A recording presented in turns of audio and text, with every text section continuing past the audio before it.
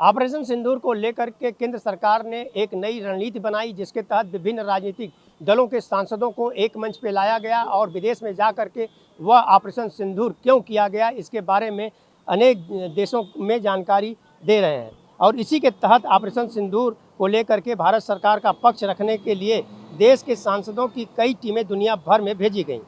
इसमें से एक प्रतिनिधिमंडल का नेतृत्व शिवसेना शिंदे के सांसद श्रीकांत शिंदे को सौंपा गया। इसको लेकर पार्टी उत्साहित है और शिवसेना शिंदे नेताओं का मानना है कि दुनिया भर में कई देशों के सामने भारत का पक्ष रखने का कार्य सांसद शिंदे बखूबी किया है और इससे पार्टी का युवा नेतृत्व मजबूत हुआ है। डॉक्टर शिंदे के नेतृत्व में गया सांसदों का प्रतिनिधिमंडल फिलहाल अफ्रीकी देश सिएरा लियोन के दौरे पर है और इससे पहले ये प्रतिनिधिमंडल दल जो है यूएई कांगो गणराज्य का दौरा किया। शिवसेना शिंदे के सांसद नरेश मस्के ने कहा है कि इस दौरान विभिन्न देशों के राजनीतिक मुलाकात और मीटिंग, चर्चा, सत्र, विचार विमर्श से प्रतिनिधिमंडल के नेता व सबसे युवा सांसद श्रीकांत शिंदे नेतृत्व का गुण सबके सामने आया है और महाराष्ट्र का बेटा अंतर्राष्ट्रीय स्तर पर भारत का प्रतिनिधित्व पूरे आत्मविश्वास से कर रहा है। यह संपूर्ण महाराष्ट्र के लिए गौरव की बात है। उन्होंने कहा कि पहलगाम हमले की घटना के बाद भारतीय सेना द्वारा पाकिस्तान के खिलाफ किए गए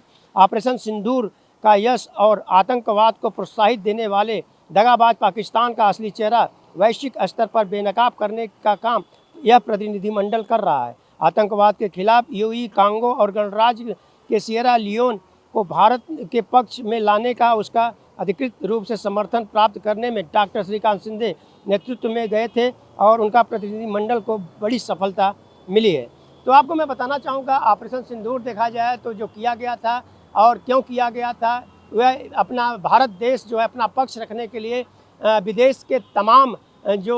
वहाँ के सांसद हैं और वहाँ के विदेश मंत्री हैं उनको गए थे बताने और उसी के तहत एक नाथ शिंदे गुट के सांसद जो हैं श्रीकांत शिंदे भी गए हैं, जिनकी तारीफ महाराष्ट्र में खूब हो रही है। आन टीवी न्यूज़ के लिए कैमरामैन बाला के साथ हरीश तिवारी।